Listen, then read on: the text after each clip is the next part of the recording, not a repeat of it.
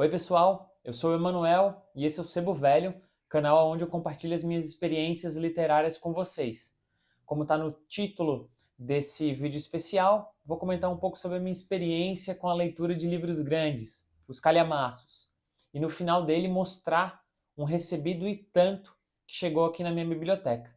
O maior livro da minha estante e o maior, em tamanho pelo menos, lançamento nacional de literatura do ano passado, o ano de 2023. Então fiquem aí, depois da vinheta a gente começa.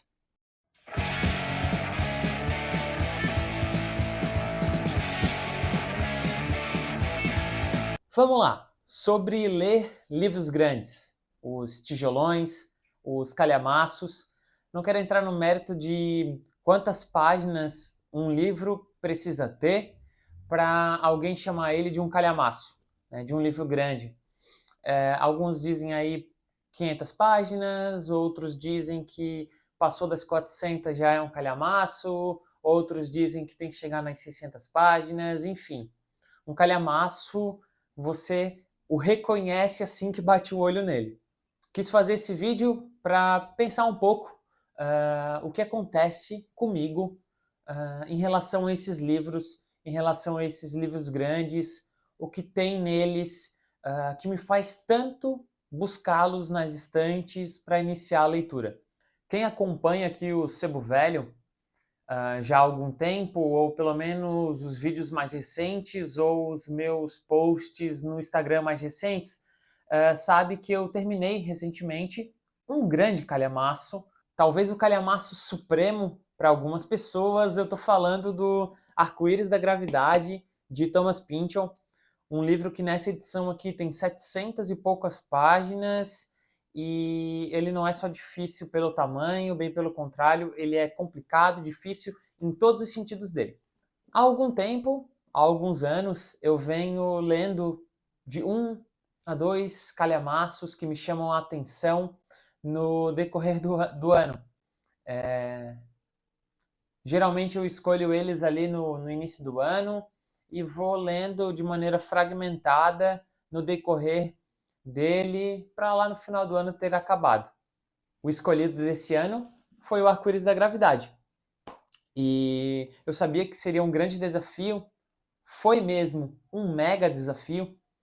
E quando eu terminei ele, quando eu estava para terminar ele, na verdade, não havia encerrado a leitura do Arco-Íris da Gravidade, eu me comprometi comigo mesmo e falei: Emanuel, dá um tempo desses livros grandões difíceis, vai ler outras coisas perdidas por aí, pega coisas menos exigentes para você como leitor, vai curtir alguns outros livros curtos que tu tem aí, vai conhecer autores novos, enfim, dá uma respiradinha desses livros muito gigantescos e difíceis. Dá uma folga aí para a mochila, para não pesar tanto as costas quando estiver carregando o livro para cima e para baixo, e etc. Porém, foi com o recebido recente aqui na minha biblioteca, que eu vou mostrar para vocês no final do vídeo, que eu mudei completamente de ideia. Eu falei, opa, não vai ser dessa vez que eu vou parar de ler um calhamaço em paralelo a outras leituras que eu faço. E daí eu entrei nessa indagação interna de tipo, o que tem nesses livrões que tanto me chama a atenção, que tanto faz eu buscá-los, que tanto faz eles serem interessantes, tornarem-se atrativos e sempre uma opção de leitura para mim. Aí então eu fui pensando em algumas coisas assim, a estética deles me chama a atenção. Um livro grande desses faz volume em comparação a tantas outras lombadas menores que eu tenho aqui na minha estante. O tamanho me faz lembrar de um comentário que eu escutei uma vez de alguém que estava reparando no tamanho de um calhamaço que eu estava lendo em certo momento. A pessoa me indagou, nossa, para que tantas palavras? Quantas palavras, né? Aí, cara, para que tantas palavras? Por que tantas palavras nisso aqui, né? O que tem em todas essas palavras, né? E isso me motiva, isso me chama a atenção, me captura, me faz querer saber, afinal, para que tantas palavras num livro só? Para que tanta coisa? Pensando daí na experiência de estar lendo um calhamaço desses, eu refleti também um pouco sobre a questão da relação que a gente estabelece com esses livros grandes. O Arco-Íris da Gravidade levou 6 meses para eu ler. Outro que eu separei aqui para mostrar também foi uma leitura do ano passado, O Idiota, do Dostoiévski. Deve ter levado uns 4, 6 meses para eu ler. Acho que foi uns 4 meses, ou 3, na verdade, para eu ler.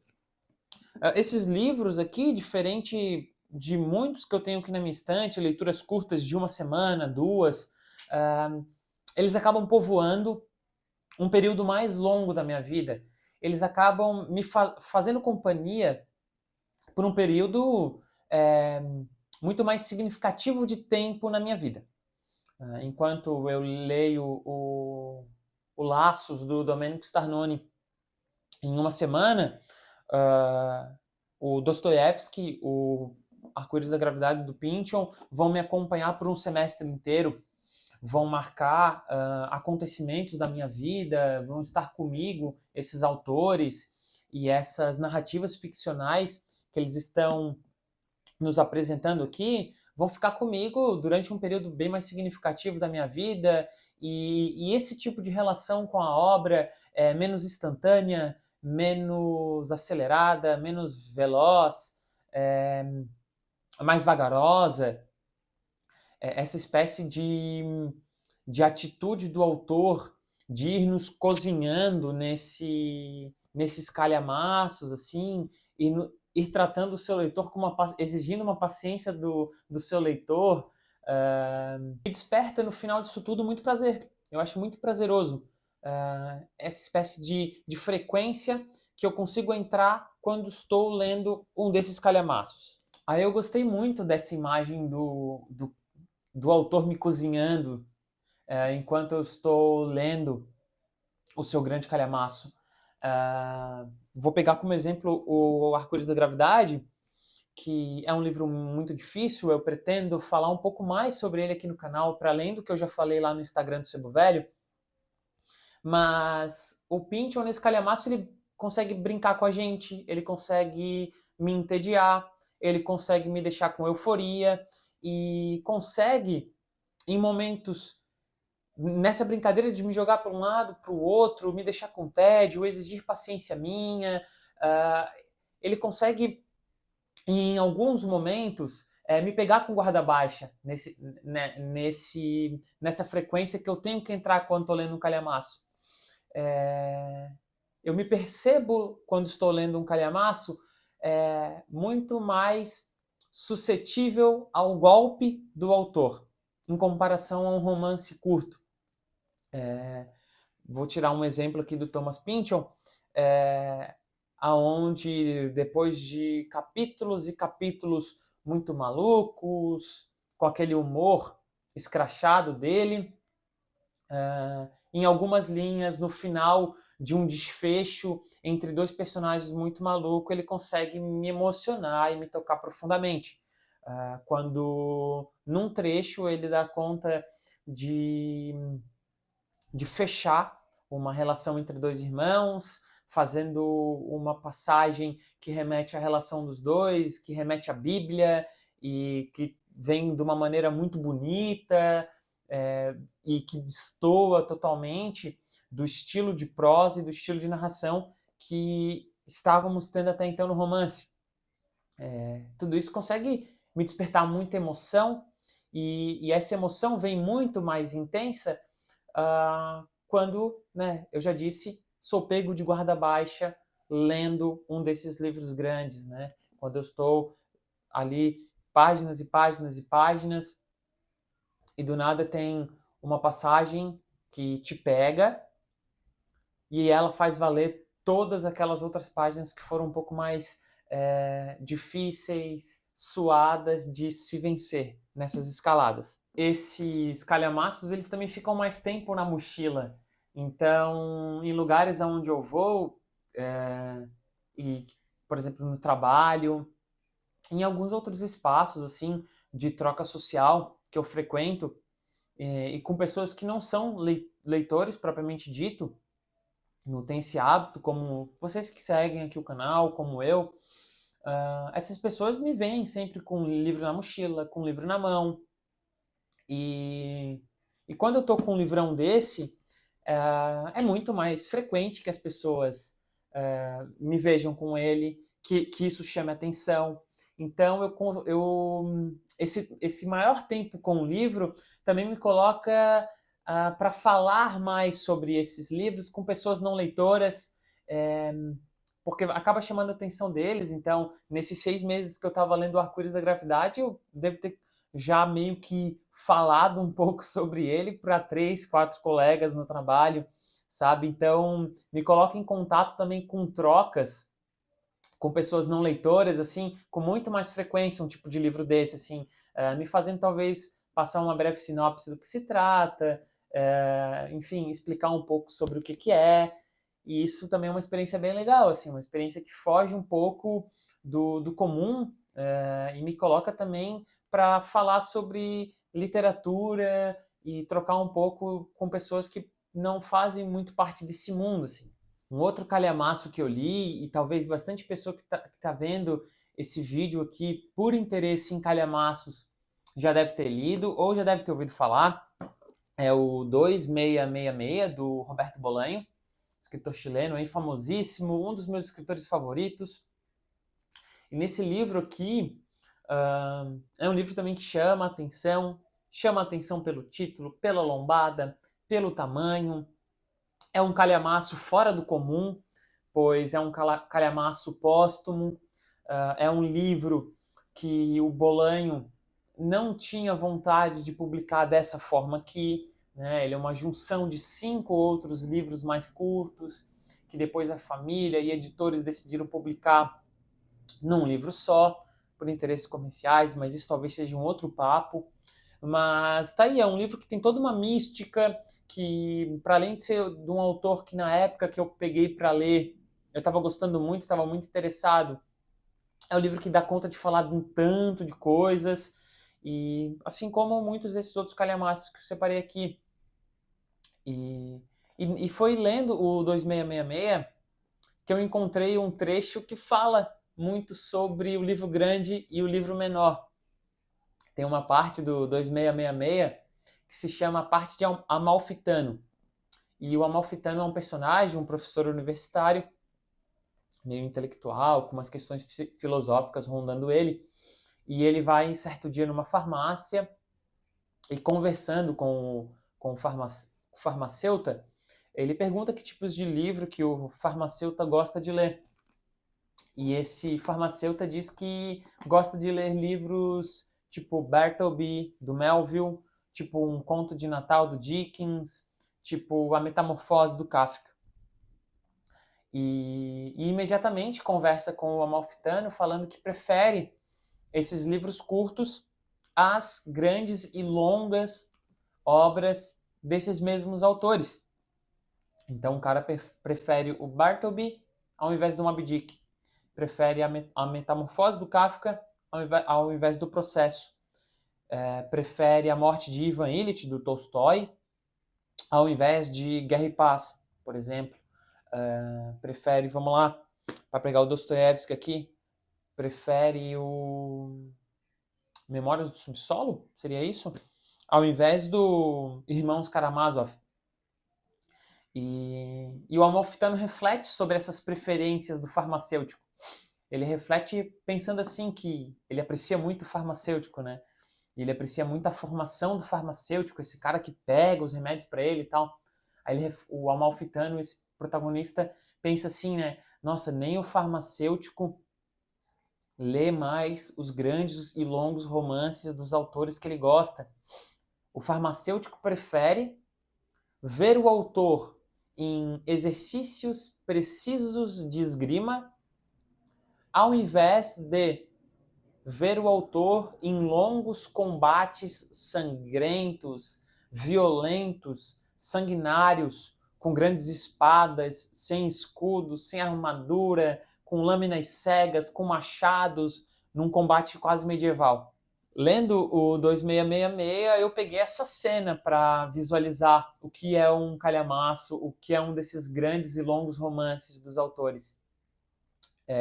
Não consigo mais ver esses livros sem essa imagem que o Bolanho proporciona, sem essa imagem de um autor num grande e feio, horroroso, violento e sangrento combate. E essa imagem faz muito sentido para mim.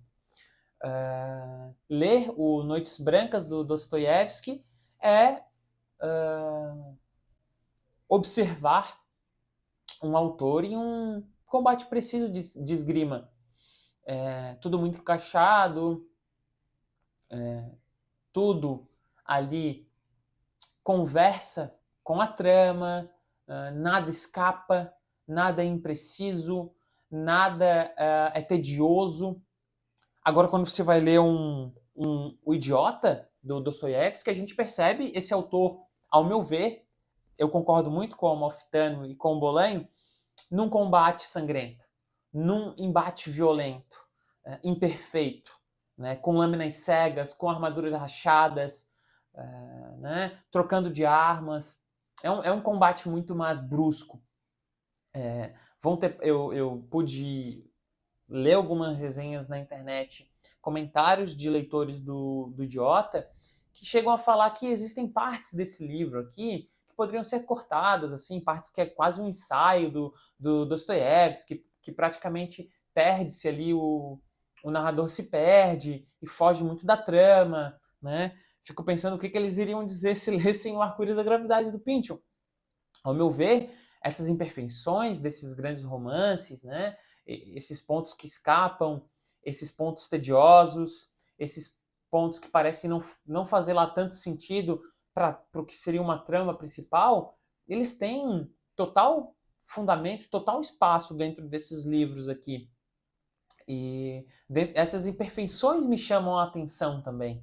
Ainda pegando essa cena do Bolanho, através do seu personagem amalfitano, a experiência de pegar um romance grande desses, um calhamaço, um livro grande, ao meu ver, é a experiência de ver o autor se dissecar, revelar suas imperfeições, revelar seus êxitos mais exuberantes, mais maravilhosos, suas explorações, suas tentativas.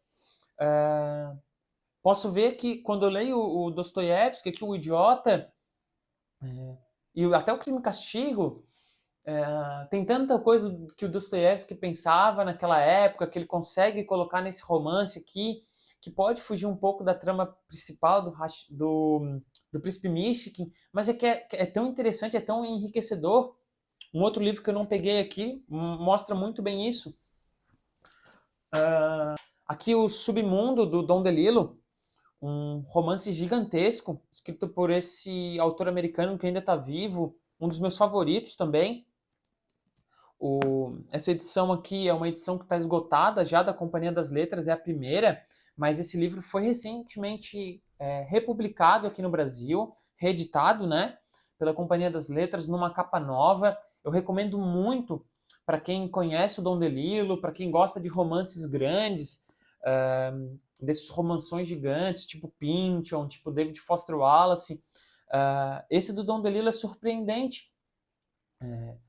Eu já havia lido alguns livros menores do DeLillo, inclusive o Ruído Branco, Cosmópolis, mas me questionava, tipo, ele é muito bom, tal, mas vejo com altos e baixos, assim, não sei se colocaria ele no patamar do Pynchon e do McCarthy, os meus americanos favoritos daquele momento, mas depois de ler isso daqui eu fiquei maluco.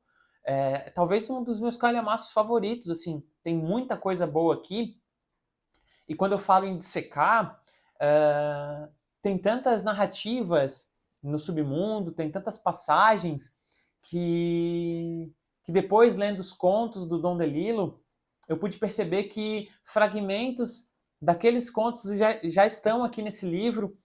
No Bolanho é muito comum de se ver isso também, ali no 2666, tem passagens que vão se desdobrar e que vão vir de alguns contos dele, né? Eu estou lendo a Poesia Reunida do Bolanho e posso ver também ali na Poesia Reunida dele fragmentos que ele jogou nos romances, né? Nesses romances grandes. Então acho que ler um calhamaço é isso também. estar um pouco mais próximo do laboratório desses grandes criadores, desses grandes autores.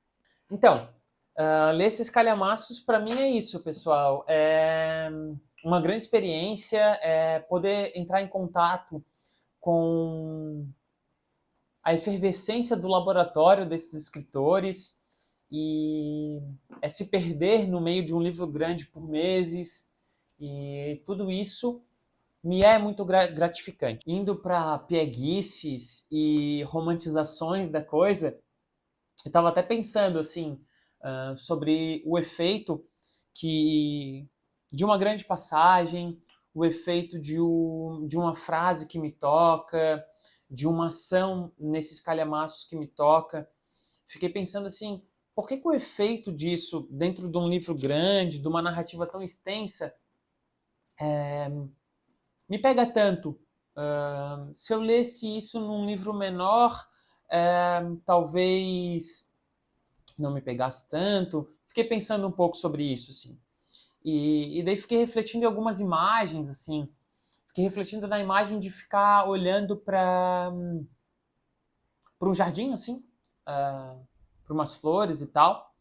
E esse final de semana eu estava num lugar meio no interior, assim.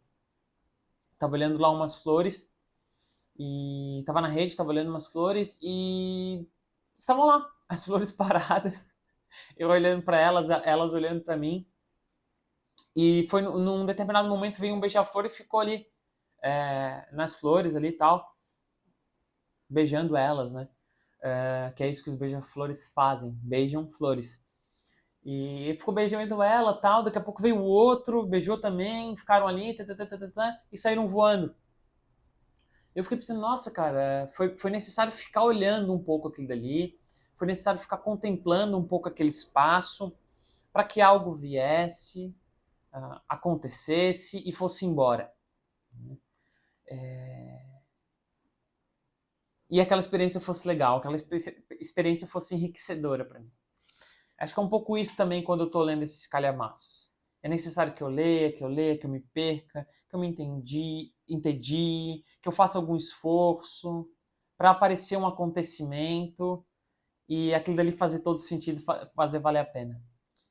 Revendo aqui o Submundo, tem um trecho do Delilo que eu acho que é um dos mais bonitos que eu já pude ler que ele escreveu e que ficou na minha memória até hoje. Está nesse livro grande de 700 e poucas páginas, que eu já esqueci muita coisa dele, mas que tem passagens que se tornam inesquecíveis. Na página 75 ele escreve assim: às vezes vejo uma coisa tão comovente que entendo que é bom não ficar muito tempo vendo. É ver e ir embora. Se ficar demais, passa o choque do indizível, é amar e confiar e ir embora. Muito bonito. Aí mais pra frente tem uma outra passagem aqui que ele escreve que eu nunca pude esquecer também. Apertei o botão que baixava as janelas e vi as montanhas erguendo-se para os lados do México, tão líricas e com um nome tão belo, qualquer que fosse ele, porque é impossível dar a uma montanha um nome que não seja apropriado. E fiquei à procura de uma placa que me indicasse o caminho de volta ao lar. Olha que bonito isso, né? Qualquer nome que fosse, porque é impossível dar um nome que não seja belo para uma montanha. Ainda seguindo nessa vibe sensorial da experiência de ler um livro gigante, um calhamaço, um tijolão, uma narrativa ficcional muito extensa, eu lembrei também das poucas vezes que eu consegui ver uma estrela cadente. E geralmente em noites estreladas, dá para olhar o céu, dá para olhar essas estrelas, elas estão lá, a gente olha, mas é necessário olhar mais, é necessário ter paciência, estender-se na observação desse céu, para que em algum momento passe uma estrela cadente, que tu consiga ter, né, a experiência de conseguir presenciar esse fenômeno, né, que é uma estrela cadente, uma estrela luminosa que atravessa o céu. Ler esses romances me coloca um pouco nesse jogo também, pessoal, nesse jogo de estar lendo algo, me demorar naquilo dali, e volta e meia eu encontro uma estrela cadente, um beija-flor que passa, e aquilo torna-se inesquecível, recompensador, tem um peso muito diferente na minha experiência de leitura. Pensando mais um pouco, viajando mais um pouco com vocês, eu falei de estrelas, olhar o espaço, né? Olhar essa estrela cadente que passa. Eu me lembrei de cometas, meteoros, assim, né? E estava vendo um podcast de um cara falando um pouco sobre essas brisas espaciais, assim. E chegou a hora desse vídeo de eu mostrar para vocês também o grande recebido que eu tive aqui agora nas últimas semanas, que eu botei um spoilerzinho lá no Sebo Velho no Instagram. E vou mostrar para vocês o cometa que caiu aqui na minha biblioteca, o cometa que colidiu com força aqui nas minhas estantes, derrubando todas as prateleiras e furando toda a fila de alguns calhamaços que eu tenho aqui para ler. Esse cometa chegou com força, me fez quebrar aquele compromisso que eu tive comigo mesmo de não ler mais calhamaços no restante desse ano. E assim que ele colidiu aqui com a minha biblioteca, eu já comecei a ler ele e não tive como frear toda essa vontade, né? Depois de ter contado um pouco para vocês de como é a minha experiência com esses calhamaços, eu acho que vocês entendem, né? O quanto eu fui fraco, né? Não consegui resistir a quão irresistível foi esse recebido aqui do Sebo Velho. Vou mostrar para vocês agora. Para manter um pouco mais do suspense a nível de comparação, esse daqui é o arco-íris da gravidade e esse daqui é o meteoro que caiu aqui na minha biblioteca. Rufam os tambores! Eu acho que tinha bastante gente ansiosa para saber que livro que é esse. Então tá aqui, gente. Um Mal-Estar Fundamental de Álamo Enfant, ou Infante. Publicado pela Cotter Editorial, uma editora de Curitiba. Chamado carinhosamente pelos poucos leitores que aceitaram o desafio de começar esse calhamaço aqui de monstro. Um Mal-Estar Fundamental que foi publicado no ano passado pela Cotter, em 2023, e é, sem dúvida, pelo menos em tamanho, o maior lançamento da literatura nacional do ano passado, e talvez dos últimos anos. Esse livro aqui, quando saiu pela Cotter, eu vi pouca gente no Bookgram, Booktube comentando, alguns amigos em comum seguiam a editora, e a gente acabou comentando sobre esse lançamento. É um lançamento que chama a atenção logo de cara pelo tamanho, algo que não é nada típico na literatura brasileira, um romanção gigantesco desse, seguindo a tradição do bom e velho romance pós-moderno, romance enciclopédico, romance maximalista, romance post-postmodern, romance pós-nada e por aí vai. Além desse caráter atípico no seu tamanho, o Mal-Estar Fundamental é publicado por um pseudônimo.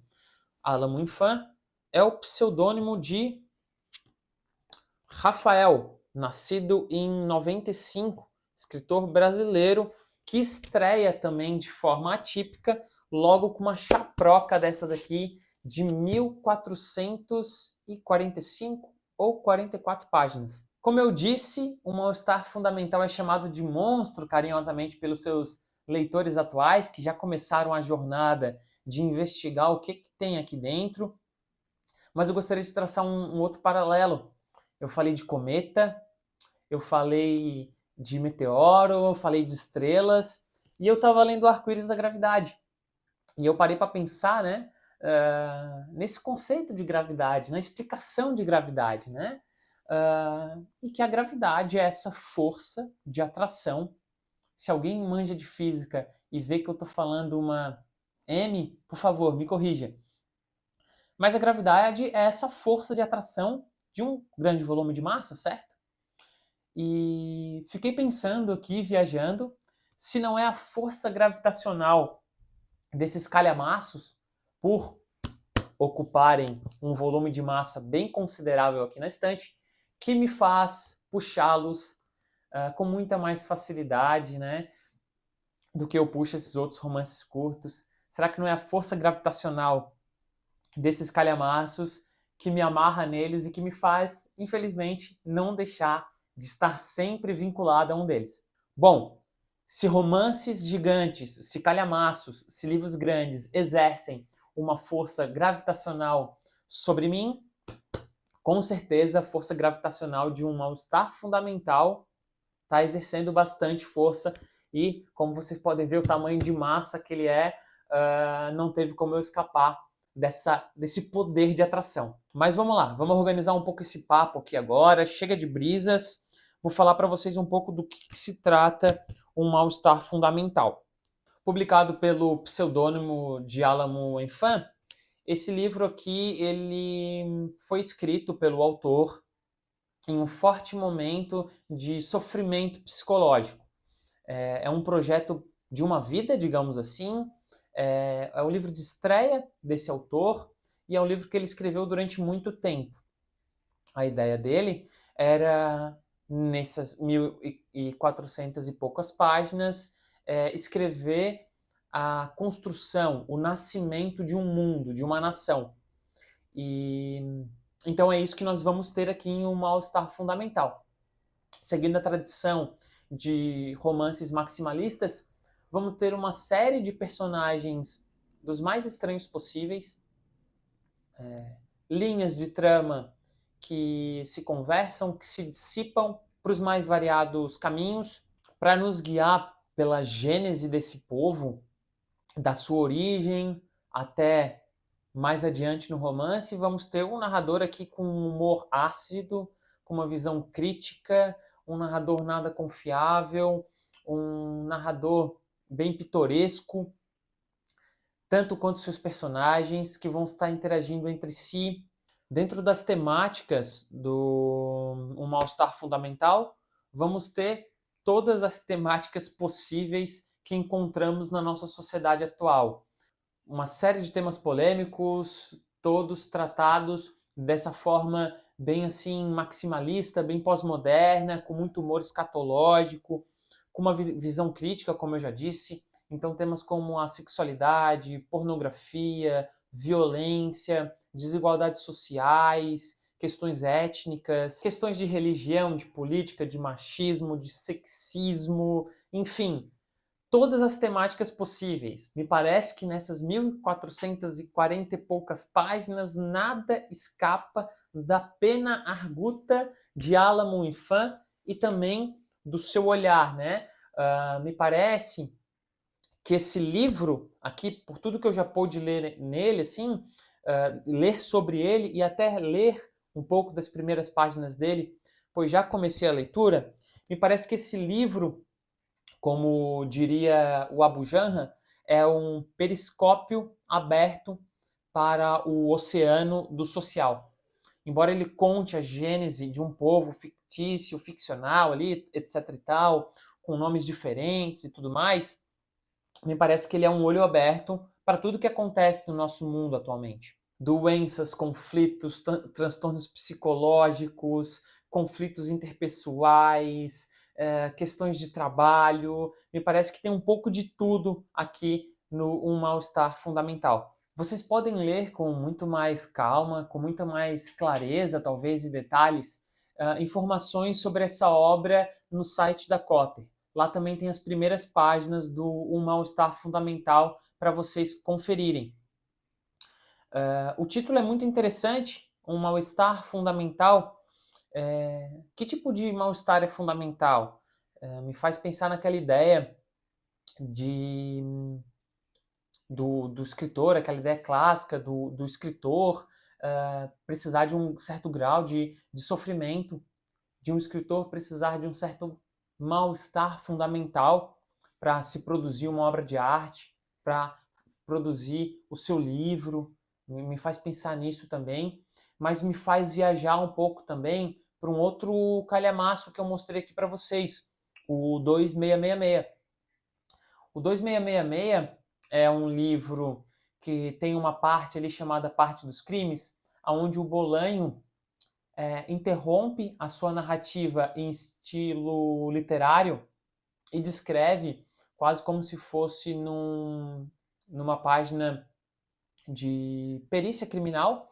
Ele descreve a morte, né, o feminicídio de uma série de mulheres no México. Essa é a parte dos crimes do 2666. E num vídeo bem legal do Antônio Chechenesky, explicando um pouco sobre essa obra, o 2666, ele vai explicar um pouco sobre o título. E esse título, 2666, faz referência a uma passagem na obra do próprio Bolanho, onde uma mulher fica profetizando acontecimentos do futuro. E ela diz lá que descreve o ano de 2666 como um grande cemitério e com um olho aberto que não pode se fechar. E se fechar seria o fim de tudo. Algo do tipo. Fico pensando nesse um mal-estar fundamental, nesse título provocativo de um livro que é provocativo desde a sua concepção.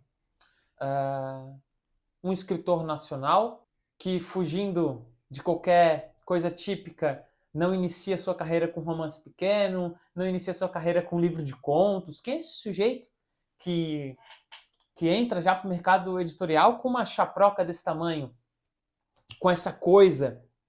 E, curiosamente, uma das palavras do livro aqui, ó, na capa, é coisa, né? Quem é esse cara, né? Um livro que instaura um mal-estar fundamental, como eu já disse, desde a sua concepção. Pelo tamanho, pelo autor estreante, escrevendo sobre um pseudônimo misterioso, com essa obra ousada, né? Quando eu vi o lançamento, eu até fiquei pensando, né? Voltando um pouco atrás nesse vídeo. Cara, para que tantas palavras? O que tem aí de significativo, né? O que tem aí nesse livro? Assim, para que ler um livro desse tamanho? Quem vai ler um livro desse tamanho? Foram perguntas que eu mesmo fiz quando do anúncio desse livro, né? Ele instaura um mal-estar fundamental em todos os sentidos.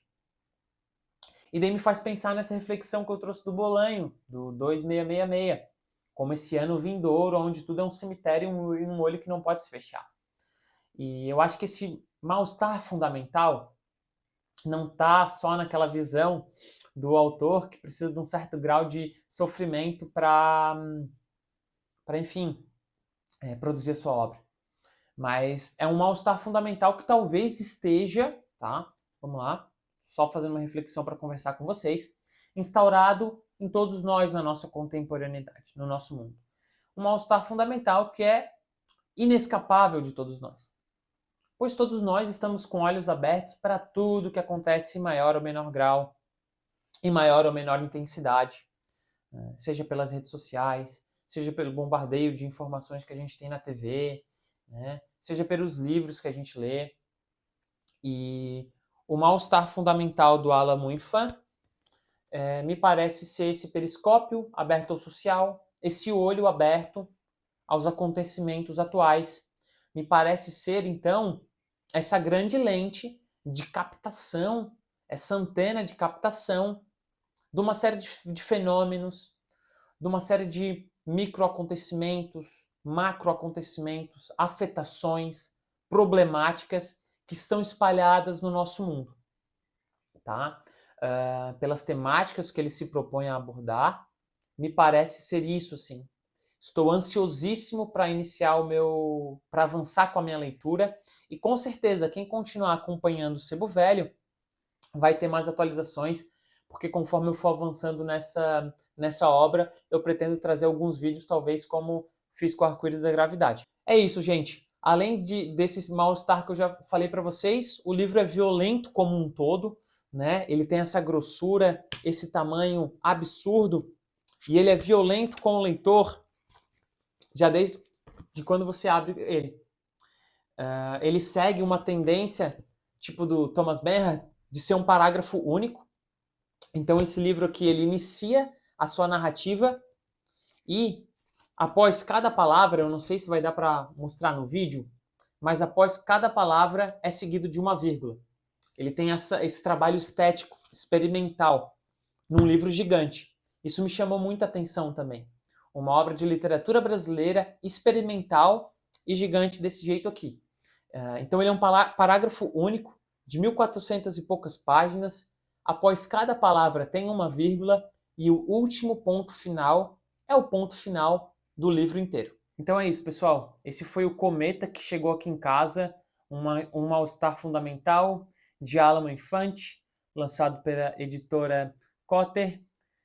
Lançamento nacional de escritor estreante, um calhamaço, um romance maximalista na escola desses pós-modernos, pós-pós-modernos, pós-nada, experimental até o talo, violento aos olhos do leitor, um romance que, sem sombra de dúvida, exerceu uma força de atração gravitacional em mim que não era para menos. Ele tem tudo a ver com a linha editorial aqui do Sebo e vencido todos os receios que eu tive, todos os questionamentos que eu já falei aqui para vocês do lançamento dele, já iniciei a leitura e vou com certeza trazer mais novidades sobre ela e um pouco de como está sendo a minha experiência de ler um mal-estar fundamental por aqui para vocês no Sebo Velho. O Rafael, escritor, me enviou esse livro aqui, esse exemplar, carinhosamente autografado.